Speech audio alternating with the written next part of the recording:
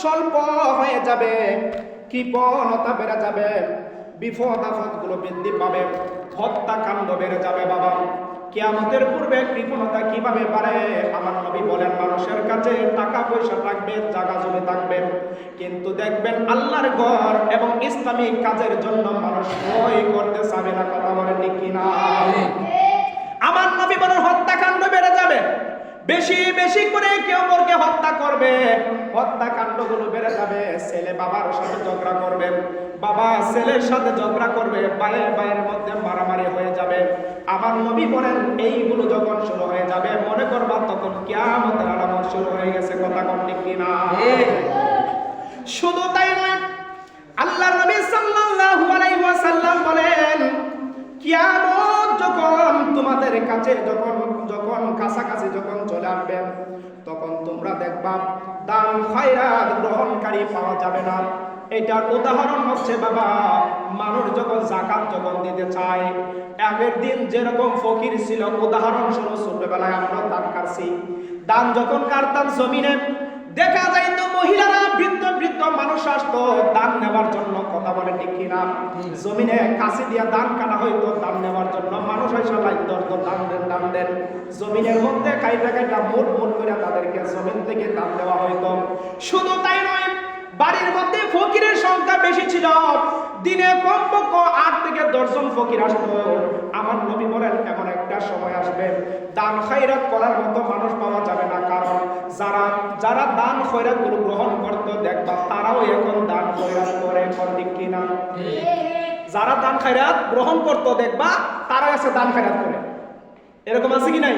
বলে কিভাবে হয়েছে? এই মুখে বললো, বলে ফুল একটা বিদেশ পাঠাইছে। যেভাবে হয়েছে তো, ফুদ একটা বিদেশ পাঠাইছে, বা ফুদ একটা কোম্পানি চাকরি করে, অর্থাৎ তারা এখন দান আর গ্রহণ করা দরকার নাই, পরিবর্তন হয়ে গেছে তারা। আমার নবী বলেন, কিয়ামত যখন আসবে, তখন দেখবা দান গ্রহণ করার মতো মানুষ পাবা না। সবাই তখন দান করবে, কি আর গ্রহণ করবে, কিন্তু মানুষের কৃপণতা থেকে যাবে, আরো বৃদ্ধি পাবে।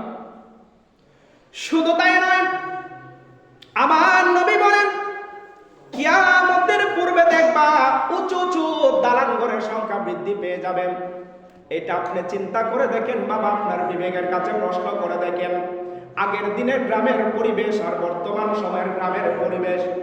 অনেক সময় শুনতাম বাবার কাছ থেকে বা বাড়ির মুরব্বীদের কাছ থেকে শুনতাম, বাড়ির অঞ্চলের মানুষ নাকি আগে গোজারের অঞ্চলে এসে বেশি বেশি কাজ করতো। কথা বলেন ঠিক কিনা?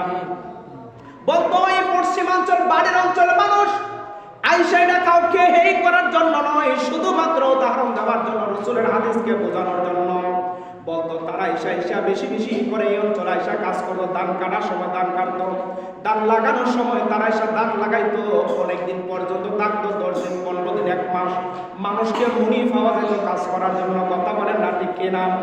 আমার নবী বলেন, কিয়ামতের পূর্বে দেখবা বেশি বেশি করে দালানঘর, উঁচু উঁচু দালানঘর নির্মাণ হয়ে যাবে। এখন আপনার বিবেকটারে আপনি প্রশ্ন করে দেখেন, যে অঞ্চলের মানুষগুলো এই অঞ্চলে এসে কাজ করতো, আজকে আপনি গিয়া দেখেন ওই অঞ্চলে দালানঘরের অভাব নাই। কথা ঠিক কিনা? বলে এমুকের ফুট দেখতাম, এমুক এসে কাজ করতো, আজকে তার বাড়ি গিয়া দিয়ে 3 তলা বিল্ডিং। তার কারণ কি? ছেলে 2টারে বিদেশ পাঠাইছে, টাকার অভাব নাই, বাড়ি দালানঘর 3 তলা বিল্ডিং হয়ে গেছে। আমার নবী বলেন, এইরকম যখন শুরু হয়ে যাবে, মনে করবা এটা কিয়ামতের একটা আলামত শুরু হয়ে গেছে। আল্লাহু আকবার। শুধু তাই নয়, আমার নবী বলেন, কিয়ামত কখন হবে? কিয়ামতের পূর্বে আরেকটা উদাহরণ দেই, দেখেন। আমার নবী বলেন, আল্লাহ রাসূলের কত সুন্দর হাদিস। আমার নবী বলেন, কিয়ামতের পূর্বে মহিলাদের সংখ্যা বৃদ্ধি পাবে। এখন আপনারা চিন্তা করে দেখেন, পুরুষের সংখ্যা যদিও পৃথিবীর মধ্যে বা বাংলাদেশের মধ্যে বেশি আছে, কিন্তু মহিলাদের সংখ্যা এখন বৃদ্ধি পাচ্ছে কিনা আগের থেকে? মা বোনেরা আবার কষ্ট নেন না, এটা রাসূলের হাদিস। কিয়ামতের পূর্বে আমার নবী বলেন, মহিলাদের সংখ্যা বৃদ্ধি পাবে। কতটুকু বৃদ্ধি পাবে? আল্লাহর নবী বলেন, পুরুষের চাইতে 50 গুণ বেশি হবে মহিলা। আল্লাহু আকবার। রাসূল বলছেন, পুরুষের চাইতে মহিলা 50 গুণ বৃদ্ধি পাবে।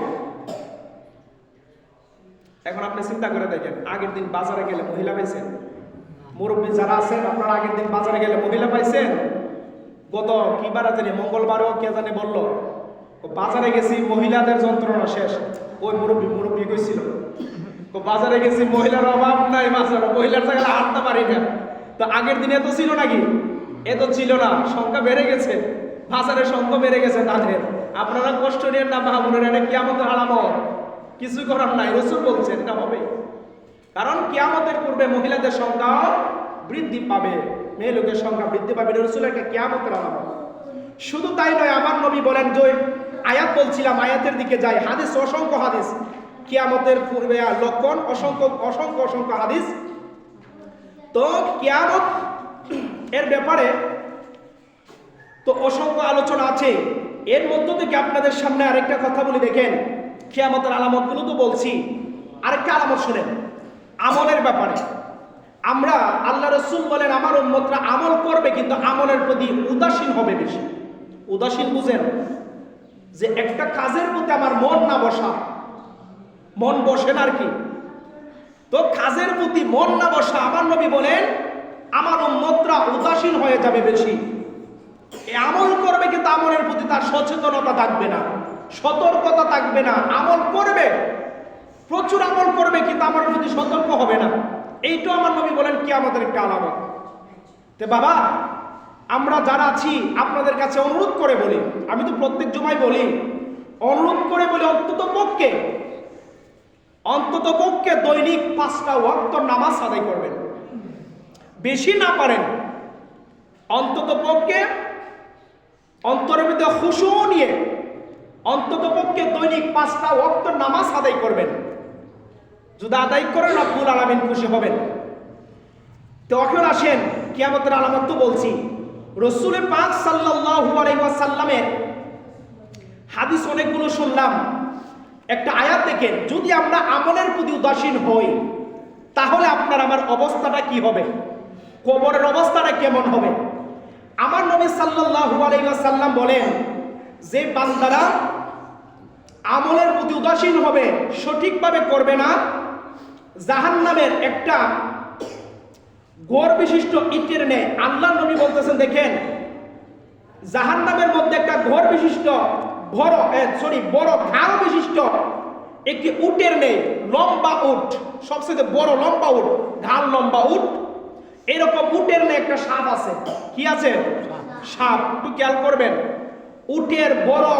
উটের ঘাড়ের নেই একটা সাপ রয়েছে। আর সেগুলোর বিশেষ হাকিকত হচ্ছে, একবার দংশন করলে জাহান্নামী ব্যক্তি 40 বছর পর্যন্ত ওই তার একটা দংশনের বিষের জ্বালা যন্ত্রণা খাতরাতে থাকবে। নাউযুবিল্লাহ। একটু খেয়াল করেন, আমলের প্রতি আমল করি কিন্তু আমলের প্রতি উদাসীন যদি হয়, আর যারা করি না তাদের অবস্থা কি হবে? যারা করিওই না আমরার অবস্থা কি হবে?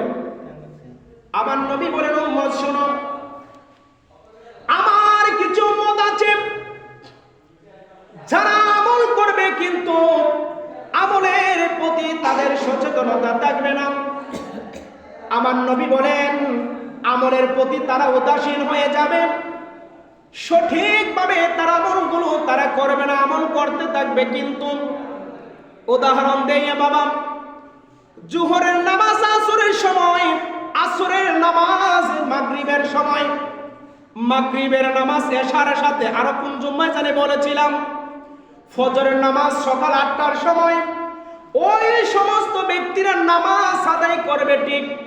আমার নবী বলেন এই ধরনের উদাসীন ব্যক্তি যারা আছেন, জাহান্নামের মধ্যে উটের বড় গাড়ের মতো করে আল্লাহ একটা সাপ রেখেছেন। এই সাপটা বান্দারে একবার যখন সুবল যখন দিবে, দংশন যখন করবেন, আমার নবী বলেন সে 40 বছর পর্যন্ত একবার দংশনের জ্বালায় জমিনে কাতরাতে থাকবে। নাউযুবিল্লাহ। শুধু তাই নয়, আমার নবী বলেন অতঃপর তিনি বলবেন, জাহান্নামের কাষ্ঠপূজায় কচ্ছপের নেই কিছু বিচ্ছু রয়েছে। কাষ্ঠপূজায় কচ্ছপের নেই, কচ্ছপগুলো এতটুকু বড় হয়, কচ্ছপের মতো কিছু বিচ্ছু রয়েছে। ওই বিচ্ছুগুলো তাদেরকে দংশন করতে থাকবেন। এইগুলো এত বিষাক্ত হবে, আমার নবী বলেন একবার যখন ওই কচ্ছপের নেই বিচ্ছুটা যখন বান্দারে একবার যখন দংশন করবে, সাপে দংশন করার মতো বিচ্ছুর দংশনের কারণেও ওই বান্দা 40 বছর পর্যন্ত কাতরাবে। নাউজুবিল্লাহ। চিন্তা করেন, আমলের প্রতি উদাসীন, আমল আছে কিন্তু উদাসীন, সঠিক মতে নাই। আমার নবী কয় সাপে দংশন করবে 40 বছর, দুনিয়ার 40 বছর না, ওই জায়গার একদিন দুনিয়ার 1000 বছর। ওই জায়গার 40 বছর পর্যন্ত কাতরাবে, জমিনে পড়ে, জাহান্নামের ময়দানে পড়ে কাতরাবে।